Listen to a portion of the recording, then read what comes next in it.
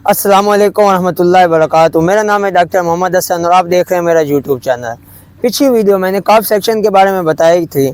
I hope all of you have enjoyed well.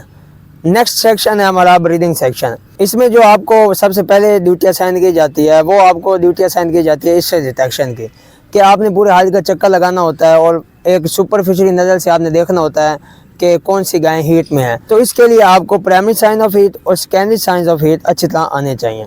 इसके बाद insemination होती है 12 घंटे बाद मोस्टली स्टैंडिंग हीट के, तो उसमें आपको डॉक्टर एआई गन प्रिपरेशन करना सिखाता है। तो इसमें आपको पता होना चाहिए कि एआई गन किस तरह प्रिपेयर होती है, थ्योरेटिकल नॉलेज के हिसाब से बता रहा हूँ, और प्लस थाइंग टाइम और थाइंग टेम्परेचर क्या होता है ये भी पता होना चाहिए।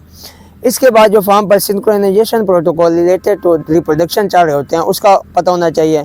जो मोस्ट फेमस है मैं आपको बता देता हूँ, single PG, double PG protocol, ovsynch protocol, सीधे सिंक प्रोटोकॉल, G6G प्रोटोकॉल भी इस्तेमाल होता है। तो इनका भी आपको पता होना चाहिए कि किस दिन पर कौन सा हार्मोन लगना होता है। अच्छा, कुछ डेयरी फार्म पर मोस्टली कॉर्पोरेट सेक्टर में आपको एक परफॉर्मा दिया जाता है, उस पर मतलब एक टैग नंबर वाली लाइन होती है, उस पर आपने टैग और फिर आगे जब आपने हीट डिटेक्ट किया तो वो और प्लस जो टाइमिंग है वो आपको मतलब ये करनी होती है और ये भी डॉक्टर को दिखानी होती है। ये भी फार्म से फार्म वेरी करता है, कुछ पे परफॉर्मा होता है कुछ पे नहीं होता। इसके बाद आता है पी टेस्ट, पीडी भी बोलते हैं, mean to say you have to check the pregnancy status of the animal. अच्छा, कुछ फार्म पर ये हाथ से चेक करता है डॉक्टर, जहाँ पे अल्ट्रासाउंड की अवेलेबिलिटी नहीं होती, और जहाँ पर अल्ट्रासाउंड हो तो डॉक्टर साहब अल्ट्रासाउंड से चेक करता है। तो इसमें जो अल्ट्रासोनोग्राफी के प्रोटोकॉल्स हैं, मतलब सीआर का साइज़ कितना होता है, सीआर किस तरह दिखता है और फोलिकल किस तरह दिखता है, तो ये प्रेग्नेंट और एनिमल तो वो किस तरह दिखता है, तो ये चीज़ें भी आपको पढ़ के जानी चाहिए। इसके बाद आपने जो क्लोजअप वाला सेक्शन होता है काविंग से 21 डेज़ पहले वाला, जिसमें एनिमल को रखा जाता है, तो वो वाला भी आपने उसको अच्छी तरह ऑब्जर्व करना है, क्योंकि उसमें आपने एक general observation, general behaviour of animal और जो एक्सटर्नल एनाटॉमी होती है उससे आपने ये आइडियलाइज़ करना होता है कि एनिमल की काविंग कब है।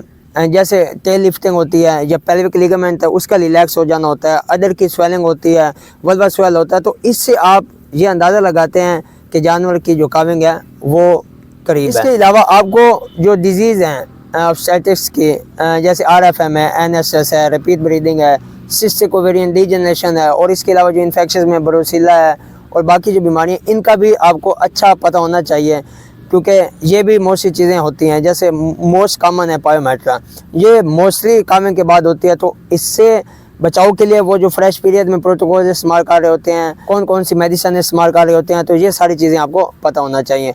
और उसके अलावा कामिंग में जो डिस्टोकिया होता है, तो वो डिस्टोकिया की भी टाइप्स होती हैं, तो वो भी आपको पता होनी चाहिए, और उसमें जो हैंडलिंग है वो भी आपको पता होनी चाहिए। ब्रीदिंग सेक्शन में जो सबसे मेन चीज़ जो आप सीखते हैं वो हैंड्स ऑन प्रैक्टिस है, वो आर्टिफिशियल इंसेमिनेशन और पी टेस्ट है। ये चीज़ मतलब कोई ये नहीं है कि आप 2 महीने गए और तो सीख कर आ गए, ये तकरीबन आपको महीने लग जाते हैं इसमें एक्सपर्टीज़ हासिल करने के लिए। और जहाँ तक बात की जाए पी टेस्ट की, तो इसके लिए अगर मैं कहूँ सालों 1 साल तो पक्का लगता है, मतलब तब जाकर आपको पी टेस्ट करना आता है। तो ब्रीदिंग से थोड़ा सा आपने सब्र भी करना होता है, तो क्योंकि पहले दिन जाते ही डॉक्टर आपको नहीं कहता कि RP करो और आपने AI करनी है और पी टेस्ट करना है। अच्छा, फ्रेश डेज के बाद एनिमल को ब्रीदिंग सेक्शन में लाया जाता है। ये मोस्टली कॉर्पोरेट सेक्टर पर हो रहा होता है, कमर्शियल पर ये नहीं हो रहा होता। तो उसमें हमने जो रिप्रोडक्टिव स्टेटस है वो देखना होता है कि एनिमल को मेट्राइटिस है, पायोमेट्रा है, फिर उसी के मुताबिक हम उसको ट्रीट करते हैं। बिकॉज हमने 7 दिन 55 दिन इस पर जानवर को दोबारा इंसेमिनेट करना होता है, ये हमारा एक फार्म का प्रोटोकॉल होता है, और फिर उसको नए प्रेगनेंसी में डाल देना होता है। तो इसलिए फ्रेश डेज के बाद हम उसका रिप्रोडक्टिव स्टेटस देखते हैं, ताकि जो यूट्रस है वो बिल्कुल साफ़ हो जाए, किसी किस्म का उसमें इन्फेक्शन ना हो।